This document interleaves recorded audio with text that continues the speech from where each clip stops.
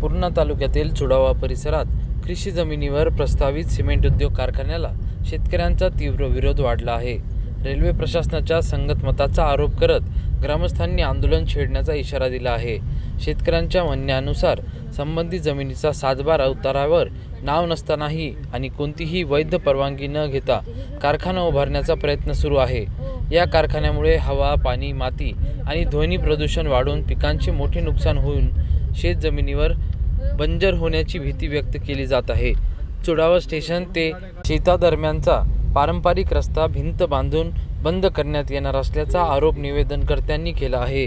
या प्रकरणी तहसीलदार आणि जिल्हाधिकाऱ्यांकडे तक्रार दाखल करण्यात आली असून तात्काळ चौकशी व कारवाई करण्याची मागणी करण्यात आली आहे।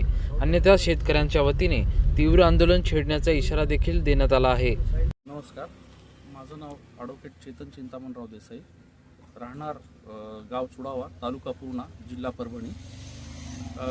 माझी शेती गट नंबर 270 मध्ये चुडाव्यात असून तेथे माझ्या शेतीच्या शेजारी 265/1 आणि 200 गट नंबर 271 मध्ये एक रेल्वे सिमेंट स्लीपरची फॅक्टरी येत आहे आणि ती फॅक्टरी जी येत आहे त्यांनी कुठलाही त्याची परवानगी न घेता, कलेक्टर साहेबाची येण्याची परवानगी न घेता, कुठलीही परवानगी एन्व्हायरमेंटच्या दृष्टीने कोणतीही परवानगी न घेता त्यांनी मागच्या 7-8 दिवसापासून तिथे काम चालू केले आहे। आणि दुसरी गोष्ट अशी की ती फॅक्टरी जिथे येणार आहे तिथे आता जेव्हा ती चालू होईल तिथे प्रचंड प्रमाणात धुळीचं साम्राज्य होणार आहे। त्या धुळीच्या साम्राज्यामुळे तिथल्या आजूबाजूच्या शेकडो एकर जमिनी या बंजर होणार आहेत कम्प्लिटली। त्याच्यामुळं तिथं म्हणजे एकच स्रोत आहे तिथे जवळपासच्या शेतकऱ्यांचा, तर तो पूर्णपणे आर्थिक आमचं शेतकऱ्यांचं सगळ्यांचं नुकसान होणार आहे।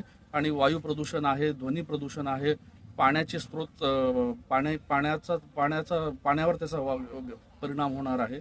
या सगळ्या गोष्टींचा विचार करावा। तसेच तिथे एक चुडावा स्टेशनपासून शेतापर्यंत किंवा माझ्या आजीच्या समाधी, वडिलांच्या समाधीपर्यंत जाण्यासाठी एक रस्ता आहे, पारंपरिक वडिलोपार्जित तो रस्ता आहे। तिथं मोठी भिंत येणार आहे आणि रेल्वेचे ते जे कंपनीवाले आहेत ते भिंत बांधणार आहेत तिथे आणि तो रस्ता कायमचा बंद करणार आहेत।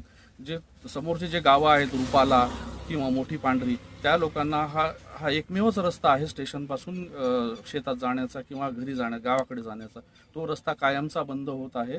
तरी सुद्धा प्रशासनाने याच्यावर गंभीर दखल घेऊन कडक कारवाई करावी। आम्ही आमचं निवेदन जिल्हाधिकारी साहेबांना दिलेलं आहे आणि त्यांनी तसे आदेश देऊन संबंधित तहसीलदार यांना मोक्यावर जाऊन प्रकरणाची सखोल चौकशी करण्यात यावी। अन्यथा 4 दिवस आम्ही याची वाट बघूया।